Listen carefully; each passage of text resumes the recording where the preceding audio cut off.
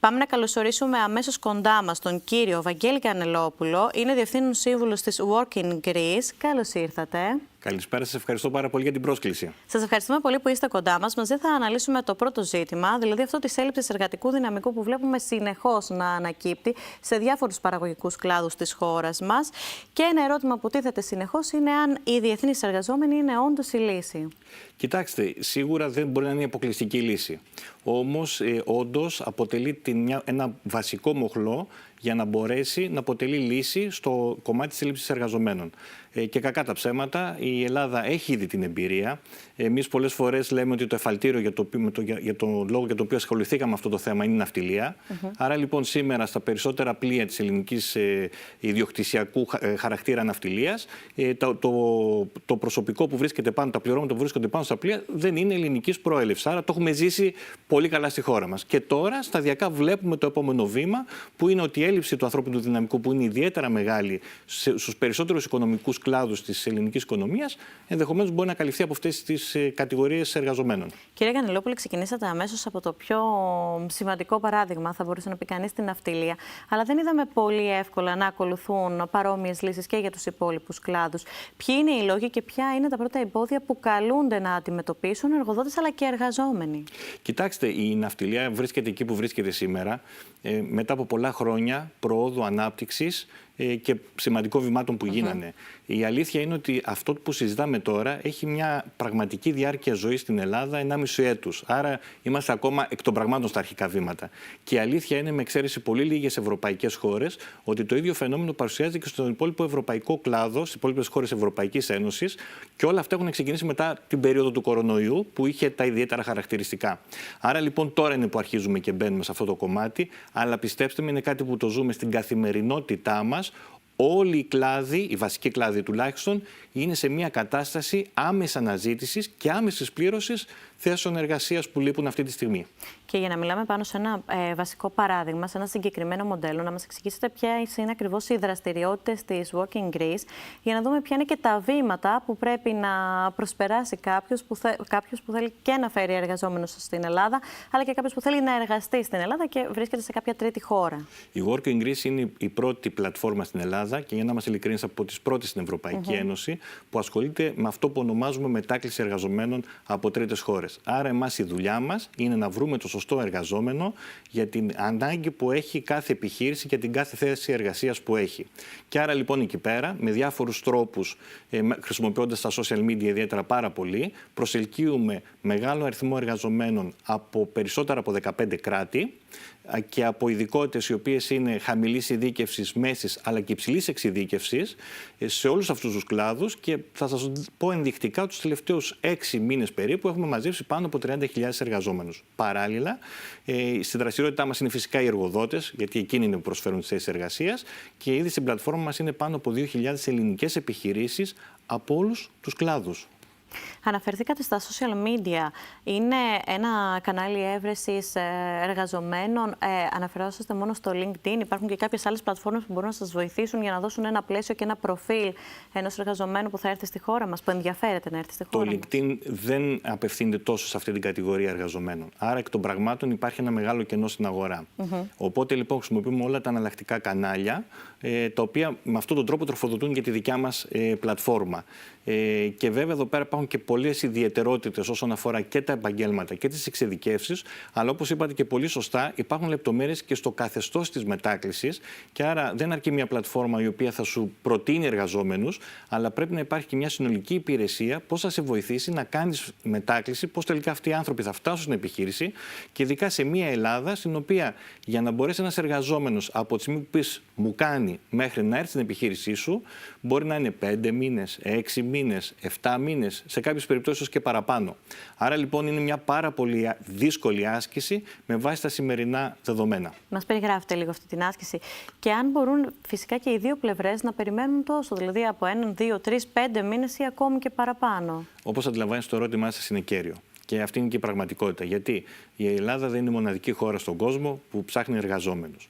Άρα λοιπόν, όταν υπάρχουν άλλες χώρες, ας πούμε στην Κροατία, στον 1,5 μήνα βρίσκονται εργαζόμενοι μέσα στην επιχείρηση, στην Ουγγαρία, που την έχουμε με κάποιο τρόπο στο μυαλό μας, στους 2 με 3 μήνες βρίσκεται ο εργαζόμενος στην επιχείρηση, αντιλαμβανόμαστε ότι 5 ή 6 μήνες λειτουργούν πολλές φορές απαγορευτικά στη συνεργασία και ειδικά αν πάμε και σε εποχικά επαγγέλματα όπως είναι ο τουρισμός. Άρα λοιπόν, ναι, το πρόβλημα είναι μεγάλο. Βέβαια, παλεύουμε όλοι, πιστέψτε με, να μπορέσουμε να πείσουμε στους εργαζόμενους ότι είναι σοβαρές οι προτάσεις των ελληνικών επιχειρήσεων και οι ελληνικές επιχειρήσεις αυτή τη στιγμή, παλεύοντας να καλύψουν την έλλειψη δυναμικού που οδηγεί σε μικρότερους κύκλους εργασιών, παλεύουν και αυτές με κάθε τρόπο να φέρουν αυτή τη διαδικασία σε πέρας με επιτυχία. Κύριε Κανελόπουλο, θα λέγατε ότι οι υποχρεώσεις που έχουν οι εργοδότες προς τους εργαζόμενους που φέρνουν αυτή τη στιγμή στην Ελλάδα είναι οι ίδιες που θα είχαν και αντίστοιχα στους Έλληνες εργαζομένους? Με βάση την ελληνική νομοθεσία, ο διεθνής εργαζόμενος δεν έχει απολύτως καμία διαφορετική συμπεριφορά αντιμετώπισης σε σχέση με τον Έλληνα εργαζόμενο. Αυτό πραγματικά είναι κάτι το οποίο είναι εξαιρετικό. Βέβαια, στην περίπτωσή μας, χρειάζονται και κάποιες παραπάνω παροχές, τις οποίες η νομοθεσία δεν σε υποχρεώνει να τις έχεις, αλλά είναι κάτι το οποίο συνηθίζεται σε αυτό το κομμάτι. Υπάρχουν και συγκεκριμένες οδηγίες από το Διεθνή Οργανισμό Εργασίας, που σημαίνει ότι ναι, όταν θα έρθει ο εργαζόμενος θα αντιμετωπιστεί ακριβώς ίδιο όπως ο Έλληνας εργαζόμενος, αλλά όμως θα χρειαστεί στις παροχές να είμαστε πάρα πολύ προσεκτικοί για να προσεγγίσουμε και ανθρώπους που να έχουν μια πραγματική αξία και να φέρουν μια προστιθέμενη αξία στην επιχείρηση και όχι να έρθουν απλώς για να μείνουν ένα χρονικό διάστημα και ενδεχομένως και να μεταναστεύσουν κι αλλού. Αυτή θα ήταν η επόμενη ερώτηση. Και αν υποθέσουμε ότι κάποιος έρχεται, μένει στη χώρα μας για ένα συγκεκριμένο χρονικό διάστημα, μπορεί να είναι ακόμη και μία σεζόν, αργότερα ποια είναι η πορεία? Επιστρέφει στη χώρα? Αν θελήσει να μείνει, μπορεί να βρει κάποια άλλη εργασία εκεί? Τα αρχικά έξοδα που έχουμε κάνει για αυτόν τον εργαζόμενο για να έρθει στη δική μας επιχείρηση, μπορούμε να τα μοιραστούμε με κάποιον άλλον εργοδότη? Κρίσιμη ερώτηση πάρα πολύ. Θα σας πω τι συμβαίνει. Κοιτάξτε, η μετάκληση είναι αυστηρά προσωπική για την επιχείρηση για την οποία καλεί τον εργαζόμενο. Άρα λοιπόν ο εργαζόμενος έρχεται εδώ πέρα για να παραμείνει στη συγκεκριμένη επιχείρηση. Εάν φύγει από τη συγκεκριμένη επιχείρηση να πάει κάπου αλλού να εργαστεί, δεν μπορεί να εργαστεί νόμιμα. Κυρίως για την εποχή αυτό είναι κανόνας. Τώρα, σε μεγαλύτερη σχέση, μεγαλύτερη χρονική περίοδος εργασίας, δίχως να μπούμε σε λεπτομέρειες που είναι πολύ, έτσι ας το πούμε, νομικής, και πρακτικά ισχύει το ίδιο πράγμα. Άρα ο εργαζόμενος όσο παραμένει στη χώρα, παραμένει ο συγκεκριμένο εργοδότη. Βέβαια, η πραγματικότητα είναι ότι σε πολλές περιπτώσεις έχουμε γίνει μάρτυρες, και δεν είναι μόνο στην Ελλάδα, η αλήθεια είναι, εργαζομένων οι οποίοι θεωρούν ότι είναι μια πόρτα, ένας τρόπος να μπουν στην Ευρωπαϊκή Ένωση και μετά από κακή πληροφόρηση νομίζουν ότι θα μπορέσουν να βρουν κάπου εργασία σε κάποια άλλη χώρα. Όμως η ζημιά είναι μεγάλη, γιατί η επιχείρηση έχει κάνει τα εξοδά της, αυτό που είπατε, περίμενε 6 μήνες και άρα περίμενε πολύ για να καλύψει μια ανάγκη και δυστυχώς σε αυτή την περίπτωση ναι, υπάρχει θέμα, σημαντικότατο θέμα. Να περάσουμε και στα πιο ιδιαίτερα χαρακτηριστικά, να περάσουμε για παράδειγμα στα πολιτισμικά χαρακτηριστικά. Βλέπετε οι εργοδότες να επικεντρώνονται περισσότερο σε κάποια συγκεκριμένη αγορά, αν μπορούμε να την θέσουμε έτσι σε εισαγωγικά, εργαζομένων? Κοιτάξτε, αυτή τη στιγμή το μεγάλο θέμα που έχουν οι περισσότεροι εργοδότες είναι ότι δεν υπάρχει εμπειρία στο πώς ακριβώς τα πολιτισμικά χαρακτηριστικά επιδρούν πάνω στην εργασία. Ακόμα και οι εργαζόμενοι που προέρχονται από κράτη όπως η Ινδία, να σας δώσω ένα παράδειγμα, ή το Πακιστάν, ή την Αίγυπτο, που βρίσκονται πολλά χρόνια στην Ελλάδα, ή τις Φιλιππίνες, έχουν την αίσθηση ότι οι εργαζόμενοι που θα έρθουν από αυτές τις χώρες είναι το ίδιο με αυτό που υπάρχει στην Ελλάδα. Αυτό δεν ισχύει, γιατί αντιλαμβάνεσαι ότι μετά από ένας ξένος εργαζόμενος που για τον Α ή τον Β λόγο βρίσκεται στη χώρα και εργάζεται 5-10 χρόνια, ήδη προφανώς δεν έχει τα ίδια χαρακτηριστικά με τη χώρα που θα έρθει. Άρα λοιπόν, στην πραγματικότητα, τα πολιτισμικά χαρακτηριστικά, ναι, έχουν πάρα πολύ μεγάλη σημασία. Δίνουμε πολύ μεγάλη προσπάθεια και δίνουμε πολύ μεγάλη έμφαση και σαν πλατφόρμα στο να μπορέσουμε να ενημερώσουμε τους εργοδότες για τα ιδιαίτερα χαρακτηριστικά της κάθε χώρας, γιατί πιστέψτε με, έχουν πολύ σημαντικό αποτέλεσμα στο πώς οι εργαζόμενοι αυτοί θα σωματωθούν στην επιχείρηση, πώς η επιχείρηση θα τους υποδεχτεί και θα μπορέσει να έχει το καλύτερο δυνατό αποτέλεσμα από τους ανθρώπους αυτοί που έρχονται εδώ πέρα για να έχουν ένα έσοδο, αλλά πιστέψτε με, θέλουν να φτιάξουν και τη ζωή τους. Το μεγαλύτερο ζητούμενο είναι στην πραγματικότητα πώς μπορεί να επιτύχει αυτό το ιδανικό ματσάρισμα. Δηλαδή, να σταθούμε ακριβώς στις δεξιότητες που πρέπει να έχει ένας εργαζόμενος για μια συγκεκριμένη επιχείρηση, να είναι αυτό που ζητούν, ώστε μετά να μην χρειαστεί να μπούμε και σε περαιτέρω δυσκολίες όπως είναι να χρειαστεί να αλλάξει κλάδο ή να αλλάξει και εταιρεία. Αυτό εσείς πώς το επιτυγχάνετε? Κοιτάξτε, το αν θελήσει να φύγει από την επιχείρηση ή να αλλάξει κλάδο, όπως είπατε, στην πραγματικότητα, εάν εξαιρέσουμε ένα πολύ μικρό ποσοστό, και σας το λέω από την πραγματική εμπειρία, εάν οι παροχές είναι σωστές και το περιβάλλον είναι σωστό, δεν θα χρειαστεί. Όμως το πρόβλημα που υπάρχει είναι ότι επειδή δεν υπάρχει εμπειρία πώς χειρίζεσαι τα ιδιαίτερα πολιτισμικά χαρακτηριστικά του κάθε λαού, εκεί πέρα υπάρχει ένας κίνδυνος πολλές φορές οι εργοδότες, χωρίς να έχουν κάποιο πρόθεση να μην χειριστούν σωστά την κατάσταση, από έλλειψη γνώσης και εμπειρίας, όντως να μην κάνουν τις σωστά βήματα και όντως οι εργαζόμενοι να θέλουν να φύγουν, να μην είναι ευχαριστημένοι ή οτιδήποτε άλλο μπορέσουμε και σκεφτούμε πάνω σε αυτό το θέμα. Επομένως, λοιπόν, χρειάζεται να υπάρχει μια πολύ σωστή προετοιμασία των εργοδοτών πριν έρθουν, των εργαζομένων των εργοδοτών, ότι ξέρετε τι, με αυτόν τον τρόπο λειτουργούν αυτοί οι λαοί, με αυτόν τον τρόπο τους εξηγούμε πώς θα κάνουν καλύτερα τη δουλειά τους και πώς θα εκπαιδευτούν. Και φυσικά και τους ίδιους εργαζόμενους ότι τι είναι η Ελλάδα και ποια είναι τα ιδιαίτερα χαρακτηριστικά μας. Είναι μια πάρα πολύ δύσκολη άσκηση και αν τη λύσει σωστά, και ευτυχώς έχουμε τέτοια παραδείγματα, πιστέψτε με, είναι πολύ εντυπωσιακά τα αποτελέσματα και στην απόδοση των εργαζομένων και στο να εκπαιδευτούν σε νέες διαδικασίες και νέα συστήματα. Και το κυριότερο από όλα στην αφοσίωση. Γιατί ένας εργαζόμενος που θα αφοσιωθεί στην επιχείρησή του και εκπαιδευτεί, πραγματικά είναι ό,τι καλύτερο μπορεί να έχει μια επιχείρηση. Να περάσουμε ακριβώς σε αυτήν την πλευρά, γιατί τόση ώρα αναφέραμε κατά κάποιο τρόπο και τις δύο, αλλά λίγο περισσότερο είχαμε σταθεί στην πλευρά των εργοδοτών. Να περάσουμε στους εργαζόμενους, να δούμε εκείνοι με ποια κριτήρια επιλέγουν και τις χώρες στις οποίες θέλουν να φιλοξενηθούν και τους κλάδους αλλά και τις επιχειρήσεις. Κοιτάξτε, εδώ πέρα συζητάμε για οικονομικούς μετανάστες. Είναι προφανές αυτό που ακούω. Είπατε όμως λίγο νωρίτερα ότι θέλουν και εν συνόλο να φτιάξουν τη ζωή τους. Ακριβώς, εκεί σας πήγα. Και επειδή είμαστε μια χώρα η οποία, με τα αδέλφια του παππού μου, μεταναστεύσαν στην Αμερική σαν οικονομικοί μετανάστες. Προφανώς δεν ήταν τα χρήματα ο λόγος που φύγανε, αλλά δεν ήταν μόνο αυτό. Την περασμένη δεκαετία, στην οικονομική κρίση, είδαμε δυστυχώς πάρα πολλούς Έλληνες να φεύγουν εκτός Ελλάδας. Προφανώς πήγαιναν για τα χρήματα, αλλά δεν ζητάγανε μόνο αυτό. Αυτό συμβαίνει ακριβώς με τους εργαζόμενους σε αυτή την κατηγορία που συζητάμε μεταναστών.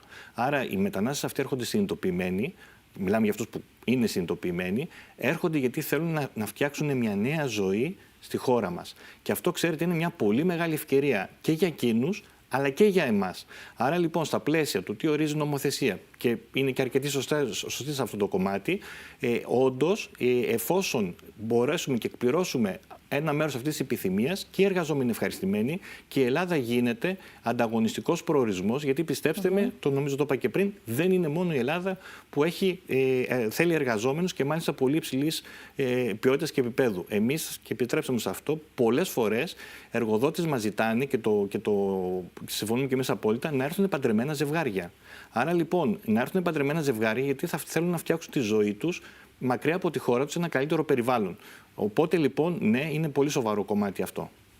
Βλέπω να κρούεται ένα καμπανάκι, ούτως ώστε να καταφέρουμε και εμείς να γίνουμε περισσότερο ανταγωνιστικοί σαν αγορά, ακόμη και στην προσέλκυση εργαζομένων. Και είναι βασικό ζητούμενο, γιατί βλέπουμε όντως να υπάρχουν πάρα πολλά κενά στη δική μας αγορά εργασίας.